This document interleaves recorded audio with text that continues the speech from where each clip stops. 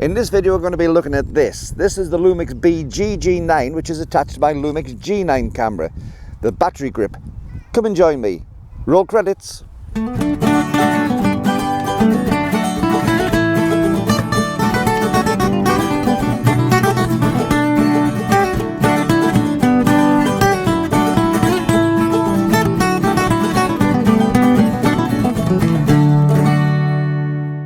Well, hi YouTube, and welcome to today's video. Well, today I'm going to be looking at this. This is the Lumix BGG9 battery grip, which goes along with this, my Lumix G9 camera. Now, I'm a great fan of battery grips, always have been. They give you double the capacity of battery life, so you're not having to change batteries quite so often when you're in an important shoot. But also, I love the stability and I love the feel of them. They do make a bigger camera, do make a heavier camera, but I do find that the bulk of them is overridden by the stability that they give. So let's have a look and see what we've got on this one. Well, we'll look at the camera before we look at the battery grip. We've got our normal camera controls with 3 buttons on the top. We have our thumb ring, thumb adjusters and finger adjusters on there, shutter release, and our power switch. On the back, one of the things I love about this Lumix G9 is the little thumb joystick, so I can change my focus point on there. That's a throwback to the days when I used to shoot Canon cameras, and it's one of the things I really do love about this camera, especially if I'm doing portrait work. The problem with normal cameras like this though is if you're doing a lot of portrait work, you having to reach over the top. All the time your hand is over, your arm's reaching up, and it's uncomfortable and it's an unnatural position. It also doesn't give you a great deal of stability. So the battery grip for me has lots of advantages. Let's have a look at the grip. Again, just like on the camera, you've got 3 buttons along the top, which are totally replicated on here.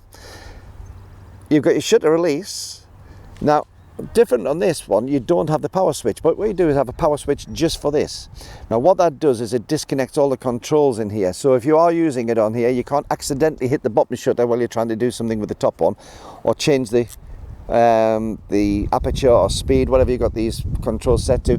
By switching that switch off, makes this inert apart from giving you extra power. With it switched on, those controls parallel whatever's on the main camera. On the back, just as I said before, you've got the thumb joystick, and you've also got an AF/AEL button on the back for that as well. So if you're somebody who uses that button a lot, it's well worth it because it's there and it's perfect placed. There's also a strap connector on here, because again, the balance of the camera changes. If you're using neck straps, you might find it better to connect it onto that one rather than on top.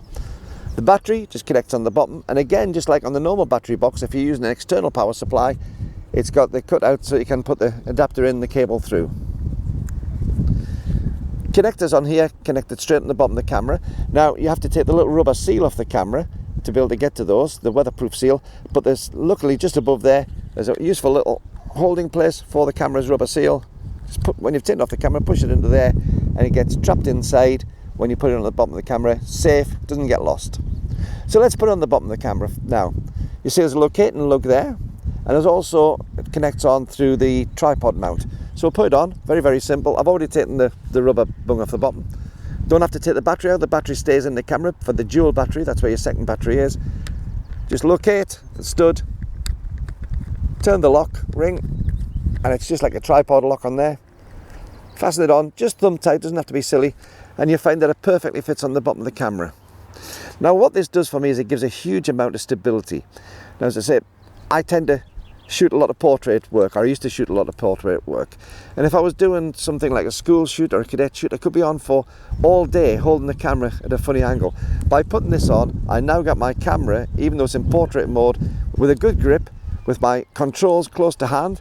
I can change my focus point. I've got my AF/AEF button there. I can have all the controls. The only thing that's missing is I don't have the on-off switch. That's still there.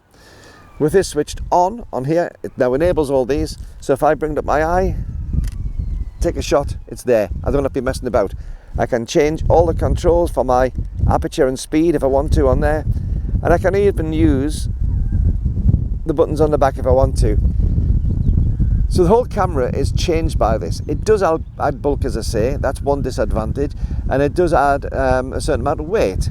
They're not the lightest things because they're well made, they're strongly made and solidly made. Now, before I go on and tell you anything more about this, don't forget, if you're enjoying these videos, don't forget to hit the subscribe button below. Join the merry throng of over 5,200 subscribers now.